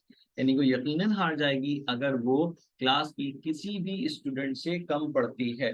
Sentence 13, sentence 13, no error, कोई गलती नहीं है। She will definitely lose out if she studies less than any other girl in her class. Sentence 13, no error. Sentence 14, let it lay where it has fallen until the demolition squad arrives. Let it lay, इसे वहीं पड़े रहने दो जहां वो चीज गिरी है, जब तक डेमोलिशन स्क्वाड नहीं आ जाता, जब तक डेमोलिशन स्क्वाड नहीं आ जाता। सेंटेंस 14, ऑप्शन ई यानी कि no error. Sentence 14, option E यानी कि नो एरर, ठीक है। सेंटेंस 15 कह रहे हैं you will have to make the curves rounder otherwise everyone will be copying our mistakes. Sir rounder error है, बिल्कुल एरर है, राउंडर नहीं होता मोर राउंड होता है, कंपैरेटिवली राउंडर नहीं होता मोर राउंड होता है।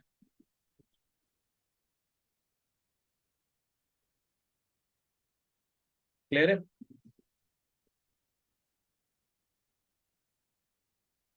हाँ बेटे रिवा बोलो।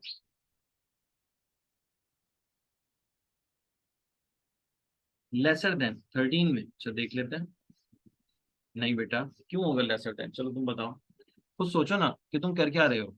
तुम सेंटेंस 13 में देख रहे हो conditional sentence type 1, if clause में प्रेजेंट टेंस है और उसके अलावा जो क्लॉज है उसमें फ्यूचर इंडेफिनिट, तो ये दो हो गया कंडीशनल सेंटेंस फॉर्म, ठीक है, ये हमें पता होना चाहिए। दूसरा हम क्या कह रहे हैं, if she studies less than any other girl in her class, class के किसी भी स्टूडेंट से अगर वो कम पढ़ती है, क्लास के किसी भी स्टूडेंट से अगर वो कम पढ़ती है तो यकीनन वो पीछे रह जाएगी।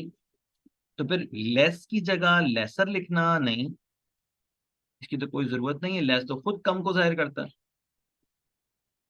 वो तो खुद कम को जाहिर करता है, सही है, तो ऑप्शन ई होगा 13 का। चलो जी, सेंटेंस 15 हुआ done. Sentence 16, listen to the enormity of this achievement at the age of 12 Rossini wrote 4 concert in 3 days। Listen to the enormity of this achievement, इस अचीवमेंट की अगर इनॉर्मिटी को देखा जाए, इस कामयाबी के पीछे इनफैक्ट जो है मतलब इतनी बड़ी कामयाबी को अगर सोचा जाए तो क्या है कि 12 साल की उम्र में रोजिनी ने 4 कॉन्सर्ट लिख दिए सिर्फ और सिर्फ 3 दिन। 12 साल की उम्र में रोजिनी ने 4 कॉन्सर्ट लिखे सिर्फ और सिर्फ 3 दिन के वक्त में। तो सर यहाँ पे जो एरर है वो है ऑप्शन ए में, इनॉर्मिटी वर्ड अप्रोप्रिएट नहीं है अचीवमेंट के लिए, वर्ड इनॉर्मिटी अचीवमेंट के लिए सही नहीं है, दुरुस्त नहीं है, अप्रोप्रिएट नहीं है। Listen to the enormity of this achievement का मतलब तो यही है कि जनाब जब उसकी कामयाबी की हैरत अंगेजी को देखा जाए तो फिर सर इनॉर्मिटी तो इस्तेमाल होता है साइज के लिए, इनॉर्मस से बना इनॉर्मिटी वो इस्तेमाल होता है साइज के लिए, किसी भी चीज के हजम के लिए, ठीक है। तो यहाँ तो ये लफ्ज आइडियल नहीं है, इनॉर्मिटी नहीं होना चाहिए। Listen to the incredibility of this, ठीक, लिसन टू द incredibility of this achievement, listen to the in fact greatness of this achievement, या कोई ऐसा एडजेक्टिव होना चाहिए। मगर इनॉर्मिटी तो जाहिर सी बात है कि इनएप्रोप्रिएट है वर्ड अचीवमेंट के लिए। यहां पर एरर कंसीडर किया जाएगा ऑप्शन ए में। Number 17, an advantage of a bad memory is that one enjoys several time the same good things as for the first time. भूल जाने की आदत का एक फायदा है कि भूल जाने वाला शख्स एक ही काम को बार बार करता है, और हर बार ऐसे करता है जैसे कि पहली बार कर रहा है। हर बार ऐसे करता है जैसे कि पहली बार कर रहा। सर सेंटेंस में कहानी तो आसान है, बात तो आसान है। सर इसमें ऑप्शन डी में एरर लिखा है फॉर द फर्स्ट टाइम, जबकि होना चाहिए as for the first time. लिखा हुआ फॉर द फर्स्ट टाइम, जबकि होना चाहिए as for the first time. सही है। Number 17 option D, D for dog. चलो sentence 18, he learned from previous experience that it requires a very unusual mind to make an analysis of the obvious। 18 error बताओ, तुम लोग बताओगे मुझे, क्योंकि ये बात कल भी डिस्कस हुई है, आज भी डिस्कस हुई है, और हम लोग सुनते रहते हैं। वीडियो भी बनाई मैंने उसके ऊपर, बाकायदा रील बना के तुम लोगों को दिखाई है, मगर पता नहीं तुम लोग देखते हो नहीं देखते हो।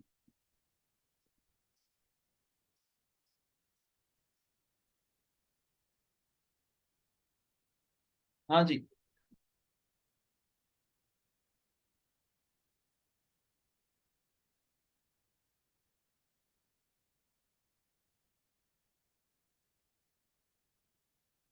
जी 18, 18 में क्या प्रॉब्लम आ रहा है? लिखा हुआ ऑप्शन ए में प्रीवियस एक्सपीरियंस। भाई एक्सपीरियंस तो हमेशा प्रीवियस होता है, एक्सपीरियंस तो हमेशा प्रीवियस होता है। इसे हम कहते हैं रिडंडेंसी। रिडंडेंसी, रिडंडेंसी का मतलब क्या हो गया कि हम देख रहे हैं कि जनाब एक लफ्ज जो मायने दे रहा है वैसे ही मायने दूसरा लफ्ज भी दे रहा है, तो हम कहते हैं यार ऐसा क्यों, यानी कि फिर दो लफ्ज इस्तेमाल नहीं होनी चाहिए, फिर कोई एक ही लफ्ज होना चाहिए। यानी कि अगर एक लफ्ज मायने दे रहा है और अगला लफ्ज भी वही मायने दे रहा हो, तो फिर हम एक लफ्ज को हटा देते हैं। ये लफ्ज इजाफी वाला कॉन्सेप्ट जो है ना, ये इंग्लिश में नहीं उर्दू में होता है। ठीक है, जैसे उर्दू में हम लोग लिखते हैं सब्र तहम्मुल, दीन ईमा, अमन अमान, है ना।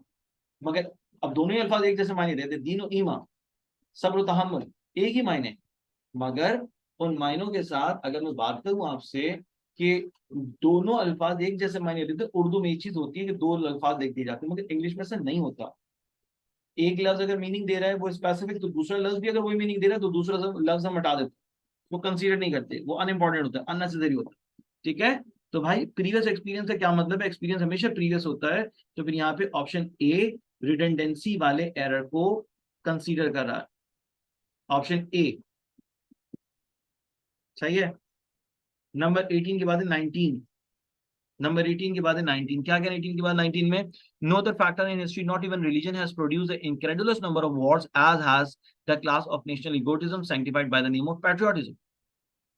No other factors in history, तारीख में कोई ऐसा फैक्टर नहीं रहा, रिलीजन भी नहीं था कि जैसे बहुत सारी जंगें हों, बल्कि वो क्या फैक्टर था? वो नेशनल इगोटिज्म था, वो कौमी अनापरस्ती थी, जिसकी वजह से ममालिक के दरमियान ठीक ठाक जंगें होती रहीं। ऑप्शन सी में एरर है, ऑप्शन सी में एरर है। No other factors in history, not even religion, has produced an incredulous number of wars as the class of national egotism होना चाहिए, as has नहीं होगा, as has नहीं होगा। ठीक हो गया, क्लियर है। सेंटेंस 19 के बाद है सेंटेंस 20। क्या कहना है 20 में? वो कह रहे हैं जनाब the discussion group reached a mutual agreement, capital punishment is as fundamentally wrong as a cure for crimes as charity is wrong as a cure for poverty। Sentence 20, discussion group इस नतीजे पर पहुंचा, इस फैसले पर पहुंचा कि इज्तिमाई सजा या सजाए मौत गलत है, बिल्कुल गलत है, ऐसे ही गलत है जैसा कि गुर्बत को खत्म करने के लिए चैरिटी देना, गुर्बत को खत्म करने के लिए अतियात देना।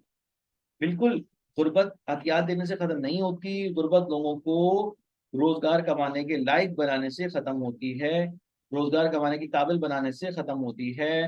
तो जिस तरह से गुर्बत के खात्मे के लिए चैरिटी देना गलत है, इसी तरह से जराइम करने वाले लोगों को कैपिटल पनिशमेंट देना गलत है। जुमले के मायने ये। अब सेंटेंस 20 में लिखा हुआ है म्यूचुअल एग्रीमेंट। अब तुम मुझे बताओ बहुत ही बच्चों वाली बात कि भाई एग्रीमेंट तो हमेशा म्यूचुअल होता है, एग्रीमेंट हमेशा म्यूचुअल होगा, बाहमी होगा, यानी दो टीम्स आपस में मिलकर, दो लोग आपस में मिलकर कोई कॉन्ट्रैक्ट करेंगे, एग्रीमेंट करेंगे, तो उसके लिए म्यूचुअल लिखना फिर जरूरी थोड़ी ना रहा। जैसे कि मैं कह रहा था फ्री गिफ्ट, तो फ्री गिफ्ट, भाई गिफ्ट तो फ्री होता है, गिफ्ट तो फ्री होता है। कौन सा गिफ्ट है जो आप खरीदते हैं? अपने लिए कौन होता है जो कि गिफ्ट खरीद के लाए? भाई अपने लिए आप कोई भी चीज खरीदते हैं, गिफ्ट नहीं खरीदते, गिफ्ट तो मिलता ही फ्री है ना, मिलता ही फ्री। अनएक्सपेक्टेड सरप्राइज अगर मैं बोलूं, अनएक्सपेक्टेड सरप्राइज का मतलब है कि गैर मुतवक्का। भाई तो सरप्राइज तो कहते ही उसे हैं जो अचानक हो। तो अनएक्सपेक्टेड सरप्राइज जो है वो गलती होगा, गलत होगा, सही उसे हम नहीं मान सकते, हम उसे सही नहीं मान सकते। क्या मेरा पॉइंट ऑफ व्यू क्लियर हो गया?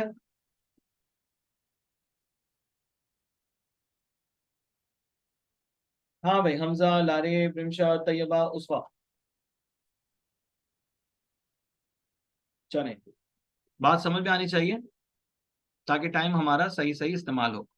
अच्छा, क्या कह रहे हैं, सेंटेंस 20 डिस्कस हो गया, सेंटेंस 20 में भी रिडंडेंसी का एरर था। आगे चले गए sentence 21, I still question her contention that, मुझे अब भी उसके इत्मीनान पर सवाल है। क्या सवाल है भाई? मुझे अब भी उसके इत्मीनान पर सवाल है। I still question her contention, मुझे अब भी सवाल है उसके इत्मीनान पर, that it was there mother and not her that answered the telephone call. Sentence 21 error है, एरर तो है, एरर तो है। ऑप्शन जी, उसका कहते हैं देर गलत है। It was her mother and not her, ऐसा होना चाहिए। It was mother and not her, ऐसा होना चाहिए। क्या होना चाहिए? आप कहते हैं सर देयर मदर गलत है, तो फिर क्या हो? It was mother and not her that answered the telephone when I called. ठीक है, ऑप्शन बी में जो है वो गलती आ रही है, मान लेते हैं, बिल्कुल मान लेते हैं। Sentence 21 option B. सेंटेंस 22 क्या कहने जनाब, at this time there is no universal panacea that can cure the common cold. दुनिया में अभी कोई ऐसा इलाज नहीं है कि जिससे कॉमन कोल्ड को रोका जा सके, कॉमन कोल्ड को रोका जा सके। तो भाई जो पेनेसिया होता है, जिन्हें पेनेसिया कहते हैं ट्रीटमेंट को, इलाज को, तो भाई ये पेनेसिया है वो तो होता यूनिवर्सल है। कोई भी बीमारी का, किसी भी बीमारी का इलाज किसी इलाके तक, किसी रीजन तक, किसी कास्ट तक, किसी कम्युनिटी तक थोड़ी लिमिटेड रहता है, वो तो दुनिया में हर जगह अप्लाई होने के लिए होता है। सही है। अब अगर मिसाल के तौर पे कैंसर जैसी बीमारी का इलाज पाकिस्तान में ढूंढ लिया गया है, तो उस बीमारी का इलाज ढूंढेंगे तो इलाज तो दुनिया भर में फैलेगा, दुनिया भर के लोग जो हैं वो उस इलाज से फायदा उठा सकते हैं, तो होता ही यूनिवर्सल है। एक बार फिर जो है वो आपको यहाँ पर एरर नजर आ रहा है रिडंडेंसी का, और ऑप्शन ई में एरर मौजूद। यूनिवर्सल पेनेसिया, यूनिवर्सल लिखने की जरूरत ही नहीं थी, यूनिवर्सल पेनेसिया होते हमेशा यूनिवर्सल है। अब कोविड 19 था, तो कोविड 19 पूरी दुनिया में फैला, तो उसका इलाज जो देखा गया, वैक्सीनेशन वगैरह का प्रोसेस, तो पूरी दुनिया में अप्लाई हुआ, तो होता ही universal. Sentence 22 option E error. Sentence 23, since her parents are both lawyers it is not surprising that she chose that for a career। जैसे कि उसके वालिदैन जो हैं, वालिद और वालिदा दोनों ही लॉयर्स हैं, तो ये बात हैरान अंगेज नहीं थी कि उसने अपने लिए उसी को कैरियर बना लिया, एज अ लॉ डिग्री हासिल करना उसने अपना कैरियर बना लिया। तो क्या कहने भाई, उस बार कहती हैं ऑप्शन ए में एरर है। अच्छा, क्या एरर है? At since her parents are both lawyers, both लिखने की जरूरत थी नहीं, जरूरत तो नहीं थी। जब आपने लिख दिया पेरेंट्स तो फिर काफी था, जब आपने लिख दिया पेरेंट्स तो काफी था, बोथ लिखने की कोई वजह नहीं थी। ठीक है जी, एरर है, सही हो गई बात। सेंटेंस 23 के बाद 24, it was this deeply profound the religious experience, deeply profound religious experience that altered my basic concepts of life many years ago. Sentence 24 मेरे भाई, डीपली प्रोफाउंड, डीपली प्रोफाउंड, क्या ये सही हो सकता है? डीपली के मायने भी गहरा, प्रोफाउंड के मायने भी गहरा, दोनों की मीनिंग सेम है। तो सर एक मायने देने के लिए दो अल्फाज हम क्यों इस्तेमाल करेंगे? नहीं होना चाहिए, ऑप्शन में एरर है, यानी कि ऑप्शन ए गलती होगी, ऑप्शन ए में गलती है। ऑप्शन ए गलत है, ठीक है। उसके बाद फिर क्या कहने, it is a programme instituted by the concerned physicians to protect to prevent successful suicide among despondent patients of all ages. भाई सुसाइड तो सुनिए, सक्सेसफुल सुसाइड क्या होता है? सक्सेसफुल सुसाइड क्या होता है? सक्सेसफुल सुसाइड तो कोई चीज ही नहीं है, ठीक है ना। It is a programme instituted by the concerned physicians to prevent successful suicide, गलत कह रहे हैं, ऑप्शन में एरर है, option C error based option. भाई सक्सेसफुल सुसाइड मतलब इट मेक्स नो सेंस ना। खुदकुशी कभी कामयाबी या नाकाम होती है? खुदकुशी की कोशिश कामयाबी या नाकाम होती है, खुदकुशी खुद कोशिश खुदकुशी जो है वो कामयाबी या नाकाम थोड़ी होती। खुदकुशी कामयाब या नाकाम नहीं होती। सक्सेसफुल सुसाइड्स गलत लिखा है, एरर है। सेंटेंस 26, सेंटेंस 26 में क्या कह रहे हैं, चेक करो जरा। वो कह रहे हैं जनाब, in his present mood he is capable to do any rash thing that will endanger our entire mood. अभी मौजूदा हालत में वो इस बात की सलाहियत रखता है कि वो कोई भी एक्टिविटी करे जिससे हमारी मुकम्मल तौर पर जो मूवमेंट है, आगे बढ़ने का अमल है, वो खतरे में पड़ जाए, वो खतरे में पड़ जाए। सही है। तो फिर सेंटेंस में क्या सेंस दिया, in his present mood he is capable to do any rash, ठीक है। कैपेबल टू डू गलत है, ऑप्शन बी में एरर है। कैपेबल टू डू नहीं होगा, कैपेबल ऑफ डूइंग होगा। कैपेबल टू डू नहीं होगा, कैपेबल ऑफ डूइंग होगा, ऑप्शन बी एरर है, एरर है। Sentence 27, to be misunderstood often is the fate of mumblers and mutterers regardless of their status। To be misunderstood वो कि जिन्हें गलत समझा जाए, अक्सर ही उन लोगों के साथ होता है जो मटरिंग करते हैं, मम्बलिंग करते हैं, अब भले से उनका स्टेटस कुछ भी हो। इस सेंटेंस में तो कोई गलती नहीं है, ये सेंटेंस तो मुकम्मल सही है, मुकम्मल ठीक है, सही है, मुकम्मल तौर पर ठीक। सेंटेंस 27 के बाद 28, the irrevocable conclusion of the dissent group is that they will exceed with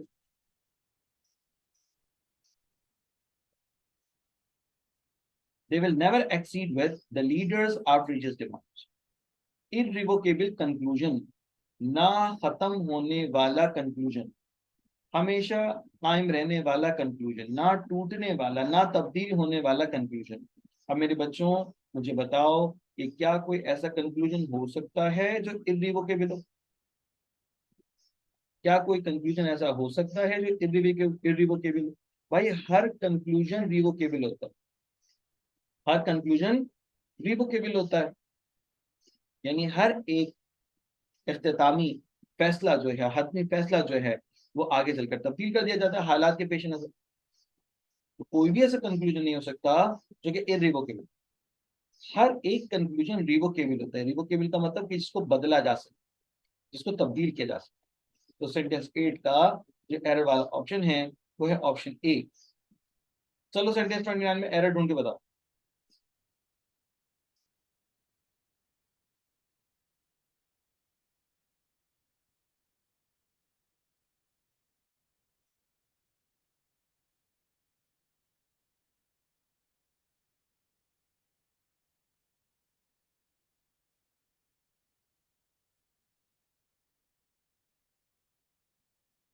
जल्दी,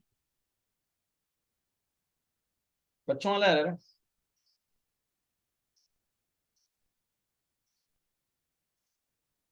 शाबाश। अरे तैयबा कहाँ चली गई, जवाब ही नहीं आ रहे तैयबा के। ठीक कह रही है उसका, शाबाश।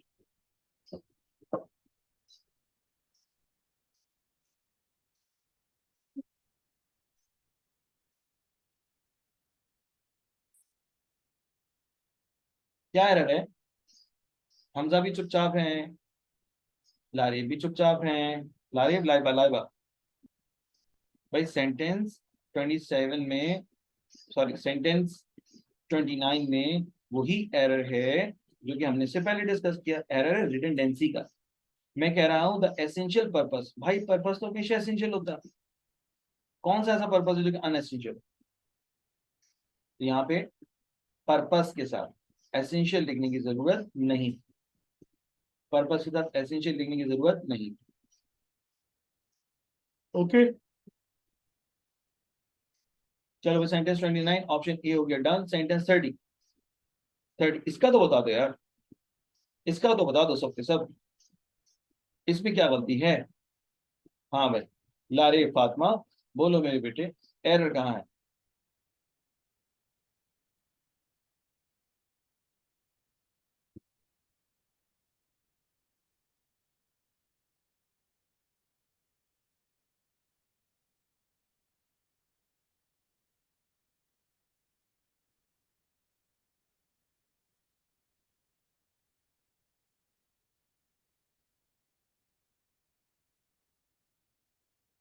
लगता है काम नहीं किया। मैंने तो कल ही वर्कशीट शेयर कर दी थी, फिर मुझसे किसी ने कहा कि सर पीडीएफ में कर दे, मैंने पीडीएफ में भी कर दिया, बल्कि कल या परसों, कल के शायद, तो टाइम था काम करने का, होमवर्क करने का।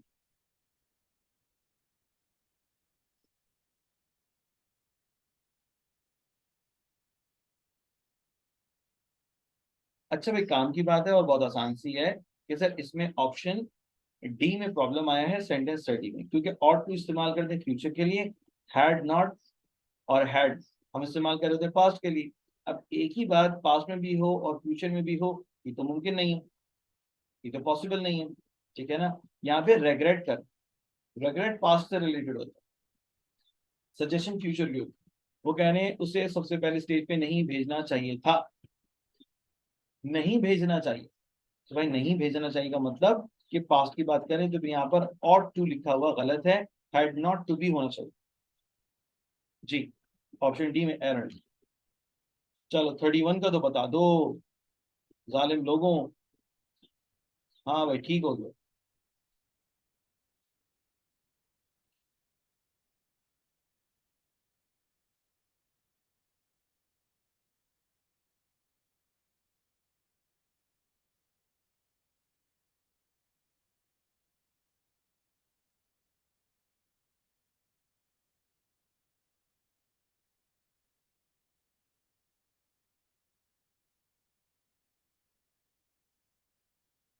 हाँ भाई ये तो बच्चों वाला है, ये तो इंतहाई बच्चों वाला है भाई। क्या कह रहे हैं इसमें? वो कह रहे हैं जनाब, whenever he comes into his room, his older sister finds any excuse to leave immediately।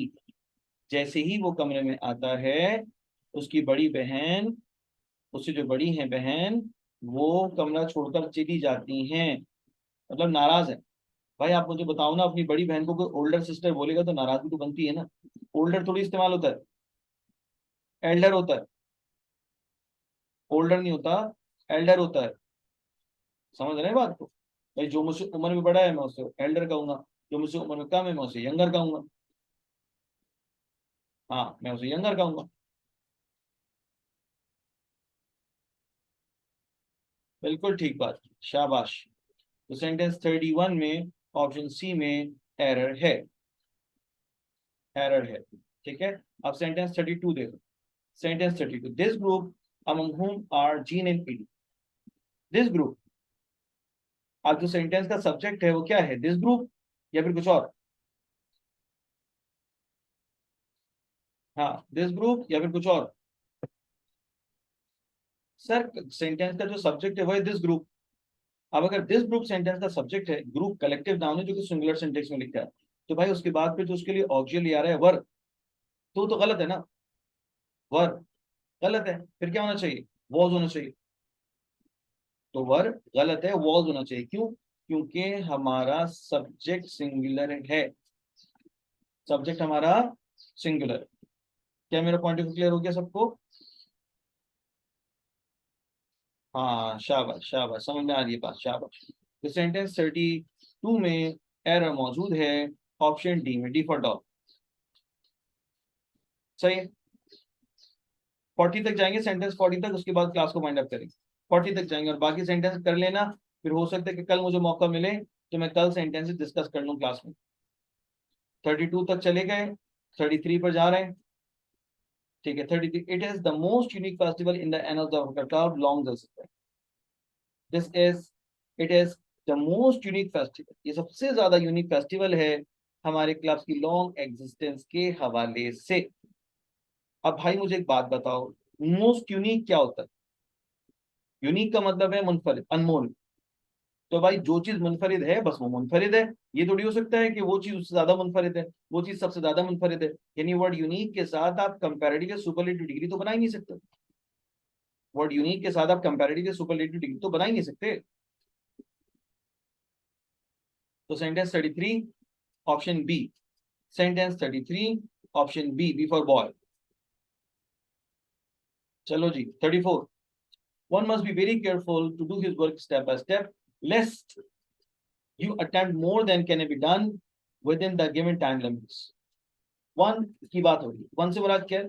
जो कोई भी, जिस किसी को भी काम दिया जाए तो वो शख्स अपने काम को स्टेप बाय स्टेप अंजाम, स्टेप बाय स्टेप अंजाम। मतलब क्या हुआ?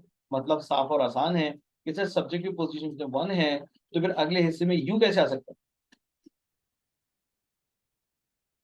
वन के जरिए से तो हम जेनरिक बात करते हैं ना, जनरल। तो सर फिर उसके साथ यू कैसे आ जाए? हाँ, गलती है, गलती है सर। सेंटेंस 34 में option D, D for doll, error based. One के साथ आता है वंस या ही।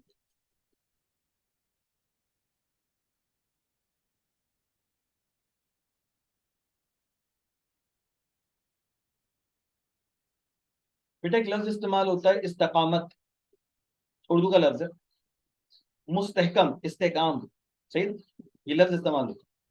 तो बहुत सारे इदारे ऐसे होते हैं जिसके लिए, जिसकी लॉन्ग एग्जिस्टेंस के लिए, यानी कि तवील मुद्दत, मतलब वो कायम रहे, मुस्तहकम रहे, हम उसके लिए कुछ ऑर्गेनाइज करते हैं, प्रोग्राम्स करते हैं। मिसाल के तौर पे स्कूल के बच्चों के बारे में पता है कि वो बोर हो जाते हैं, बेजार हो जाते हैं बड़े जल्दी से, तो उनके लिए पिकनिक अरेंज हो रही है, उनके लिए कुछ और एक्टिविटी हो रही है, तो उससे बच्चे इंगेज रहते हैं, कनेक्टेड रहते हैं। ऑर्गेनाइजेशंस में, मल्टीनेशनल फर्म्स में बहुत से ऐसे प्रोग्राम रखे जाते हैं जिसके जरिए से एम्प्लॉयज कनेक्टेड रहते हैं। ऑर्गेनाइजेशन का स्ट्रक्चर जो है वो प्रोलॉन्ग बेसिस पे चलता रहता है। तो एनल्स का मतलब क्या होता है? मुस्तहकम। In the annals of our club long existence, यानी अपने उस क्लब को मुस्तहकम बनाने के लिए, स्ट्रेंथन करने के लिए, ये इनफैक्ट सबसे ज्यादा मुनफरिद किस्म का प्रोग्राम है। ठीक है भाई। नंबर 34 के बाद 35। 35 में क्या कह रहे हैं? I've never before in my life, she shouted, seen such a disregard of the rights of others. मैंने अपनी जिंदगी में कभी भी लोगों के हुकूक की इस तरह से बदनामी और जिल्लत नहीं देखी। सेंटेंस 35 ऑप्शन ई, यानी कि नो एरर। ठीक है,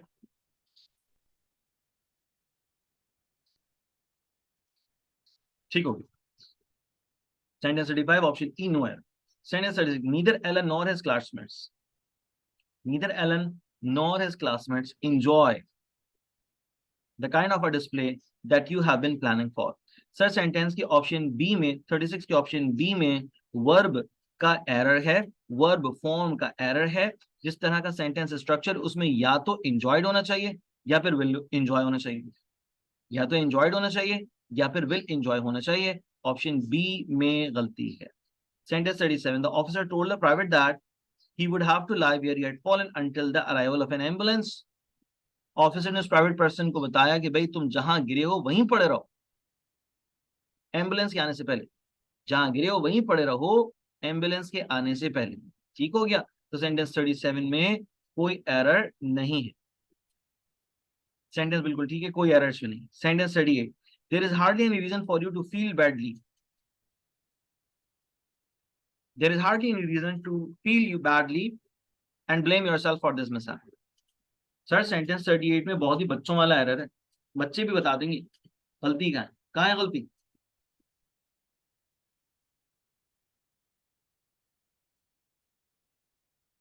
जी, बिल्कुल सही कहा तैयबन ने, बैडली थोड़ी होगा, बैडली नहीं होगा। अब जब कल मेरी मुलाकात होगी ना तो मुझे याद दिलाना कि सर बैडली के बारे में आपने समझाना था हमें। और सेंटेंस 34 कह रही हैं, सेंटेंस 34 में मेरे बेटे वन एज अ सब्जेक्ट है। तो अब जब आप उस सब्जेक्ट को दोबारा रेफर करोगे तो यू इस्तेमाल नहीं कर सकते, या तो ही इस्तेमाल करोगे या फिर वन इस्तेमाल कर लोगे। तो इसीलिए option D, D for doll में एरर बताया गया। सही हो गया, फील बैड। ठीक है। 36 देख लेने, 36 में क्या हो रहा है? 36 में कह रहे हैं जनाब, इंजॉय की जगह या तो इंजॉयड होगा या विल इंजॉय होगा। ठीक है, ओके, चलो जी आगे जाते हैं।